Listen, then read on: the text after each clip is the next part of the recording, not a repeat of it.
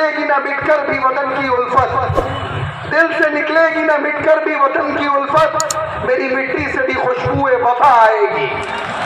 हज़रात, अब आपके सामने बड़ी जिम्मेदारी के साथ और आज के इस इजलास यानी तहफ़्फ़ुज़ औक़ाफ़ कमेटी खानक़ाह रहमानी मुंगेर के कन्वीनर और आज के इस इजलास के इंतज़ाम व इंसराम में, इसको सजाने में, और इतनी बड़ी तादाद जो इंसानी सरों का समंदर है, ये ठाटे मारता हुआ समंदर ताहत निगाह जो एहतजाजी नजर आ रहे हैं, उनको जमा करने में जिन्होंने अहम रोल और किरदार अदा किया, जामिया रहमानी के नाज़िम हजरत मौलाना अलहाज मोहम्मद आरिफ साहब रहमानी, मैं उनसे दरख्वास्त करता हूँ कि वो स्टेज पर आए और वक्फ तरमीमी कानून की मुखालिफत में अपना मजबूत और पुरजोर एहतजाज दर्ज कराएं। हजरत मौलाना मोहम्मद आरिफ साहब रहमानी। बिस्मिल्लाहिर्रहमानिर्रहीम व बिही नस्तईन, अम्मा बाद। मोहतरम हज़रात, आप दूर दराज से आने वाले इस इजलास को कामयाब बनाने के लिए आप तशरीफ फरमा है। आप खानक़ाह रहमानी के ने आप लोगों को आवाज़ दी, आप इतनी बड़ी तादाद में आप तशरीफ लाए हुए हैं, माशाअल्लाह। अल्लाह ताला आप लोगों को मुबारक करे।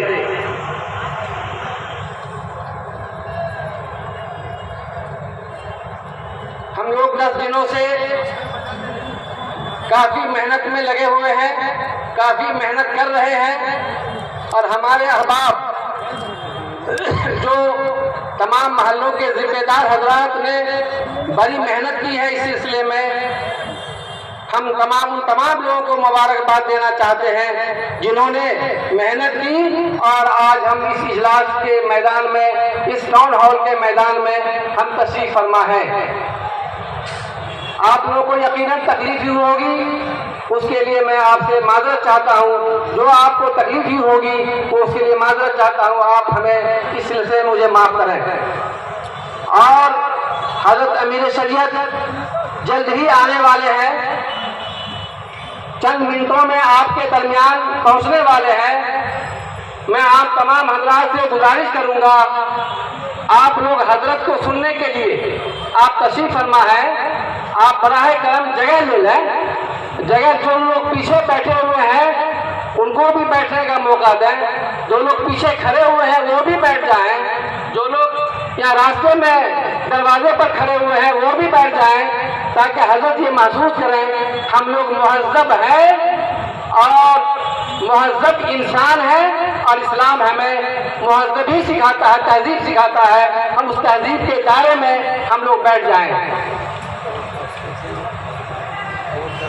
आज हम लोग इस टाउन हॉल के में जमा हुए हैं क्योंकि जो जमा हुए हैं आप हज़रात इससे वाकिफ हैं।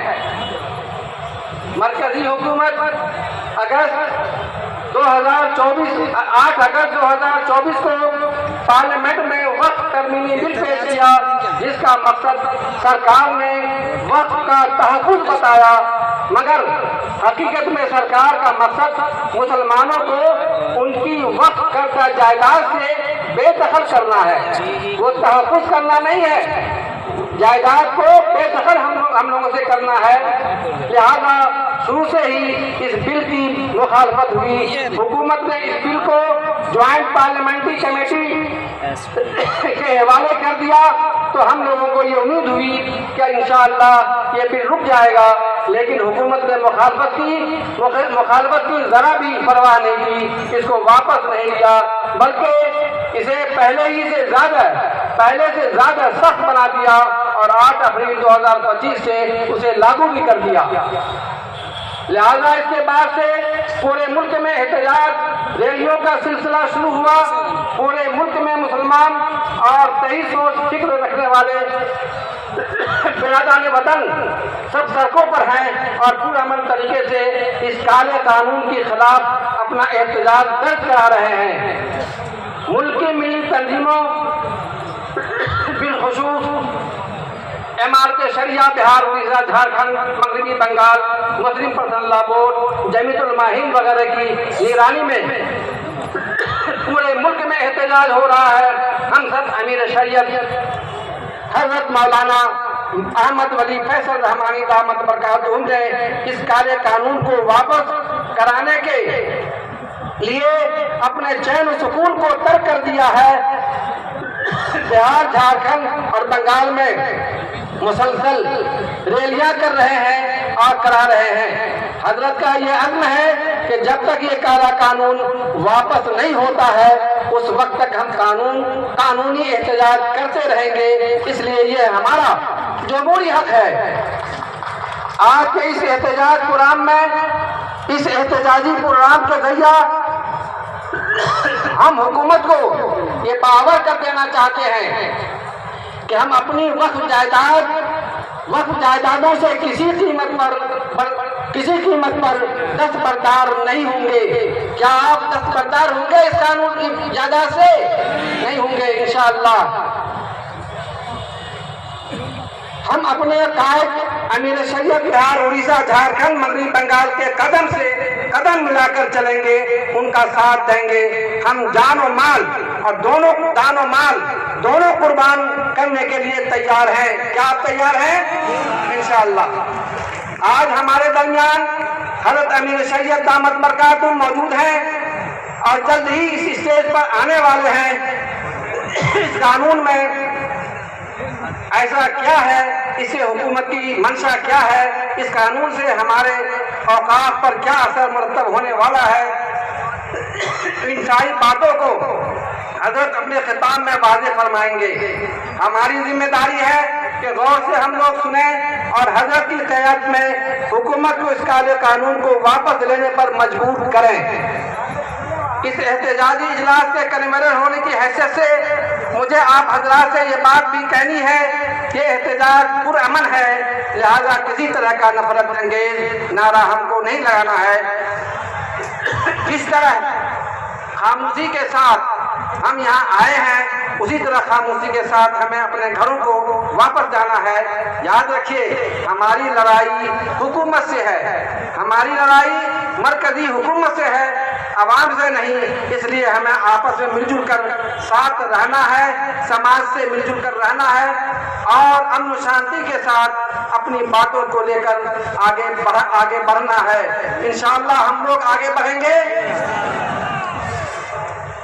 अब हम लोग नारा लगाएं, हिंदुस्तान जिंदाबाद, हिंदुस्तान जिंदाबाद, जमहूरियत जिंदाबाद, जमहूरियत जिंदाबाद, देश बचाओ, देश बचाओ, देश बचाओ, दस्तूर बचाओ, देश बचाओ, दस्तूर बचाओ। आवाज नहीं हम लोगों के बीच। देश बचाओ, दस्तूर बचाओ, काला कानून वापस लो, वापस लो, काला कानून वापस लो, वापस लो। वक्त कब्जा नहीं चलेगा, नहीं चलेगा, वक्त कब्जा नहीं चलेगा, नहीं चलेगा। हिंदू मुस्लिम एकता, भाई भाई, हिंदू मुस्लिम भाई भाई, हिंदू मुस्लिम सिख ईसाई भाई भाई। तानाशाही नहीं चलेगी, नहीं चलेगी, तानाशाही नहीं चलेगी, नहीं चलेगी। वस्सलाम। कि कृपया वो स्टेज पर आए और 2 मिनट में वक्फ संशोधन विधेयक के विरोध में अपना प्रदर्शन दर्ज कराए। मुकेश यादव जी स्टेज पर।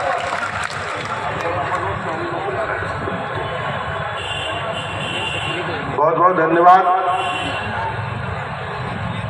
सम्मानित मंच,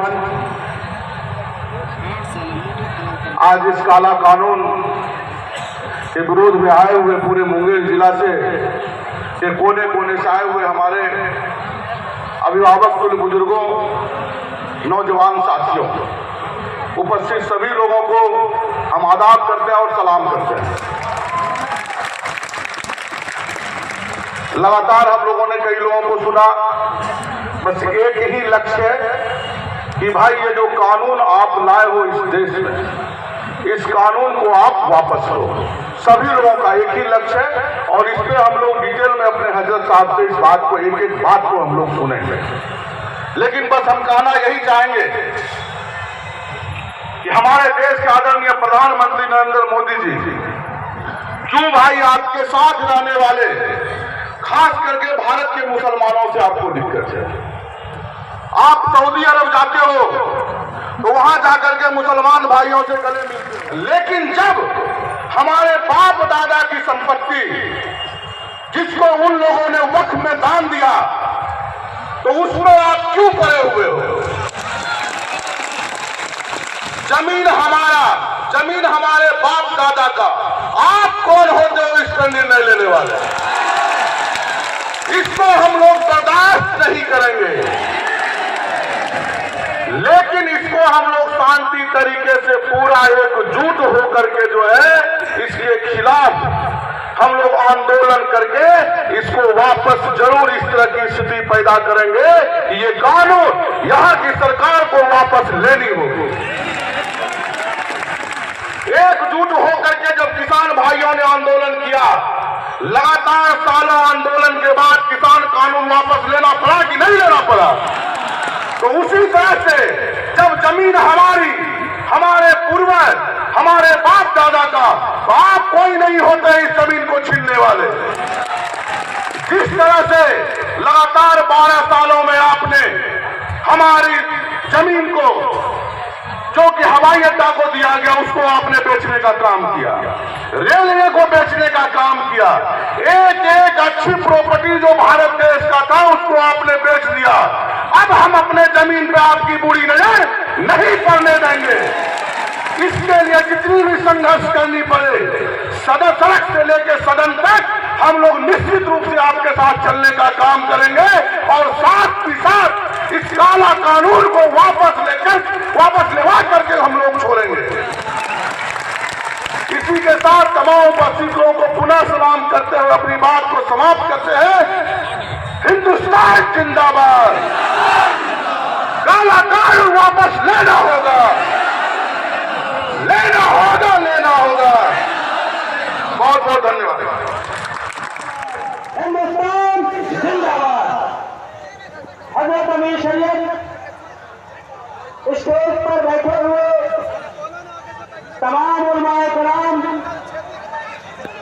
इस गर्मी में आप यहाँ आए, आप तमाम मुंगेर के मोहल्ला वासियों का, इस अमन पसंद शहरियों का, हिंदुस्तान पर एक आइन पर अपने तहजीब और वकार के साथ कदम बनाए रखने वालों का हम अपने इस कमेटी की ओर से, तहफ़्फ़ुज़ औक़ाफ़ कमेटी खानकाह रहमानी मुंगेर की ओर से आपका तहे दिल से शुक्रिया अदा करते हैं कि आप यहाँ अपनी मिली और सियासी बातों को लेकर जिस तरह से यहाँ जमा हुए हैं, आज ये मिल्लत का मामला हो।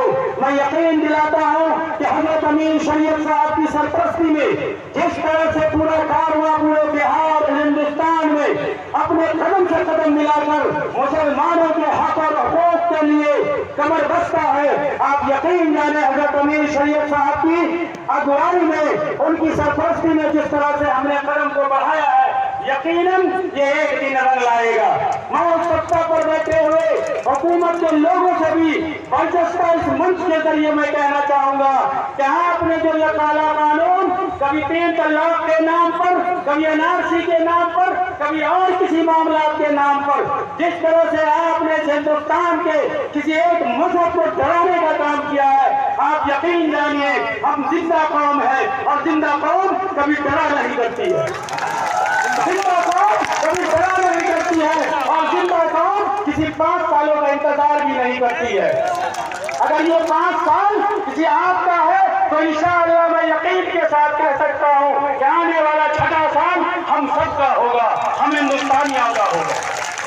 इसलिए आप इस बात को अपने घरों तक पहुंचाइए, अपने लोगों तक पहुंचाइए, अपने जो दूसरे मजहब के मानने वाले हिंदुस्तानी शहरी हैं उनको भी बड़े ही खूबसूरत अंदाज में उन्हें इस बात को समझाइए कि वक्त की जायदाद हम सब की जायदाद है, हमारी जायदाद है। हमारे पूर्वजों ने इस वक्त की जायदाद को वक्त किया और आप जो वक्त जो की जाती है, इस पे पहला हक हमारा है।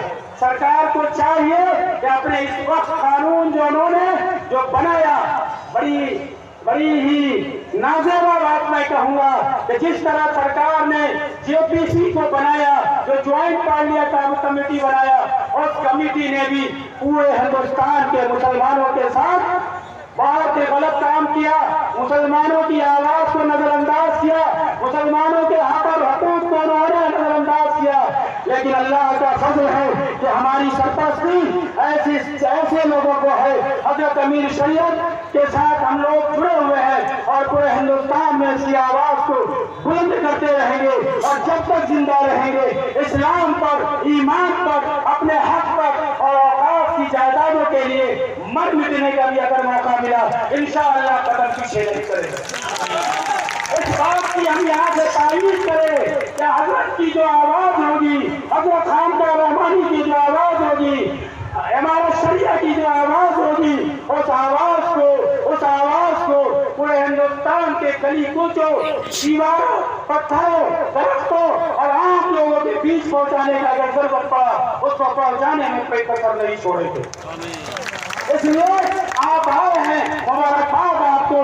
जब खानकाह रहमानी आपको आवाज दे, इमारत शरिया आवाज दे, आप आते रहे।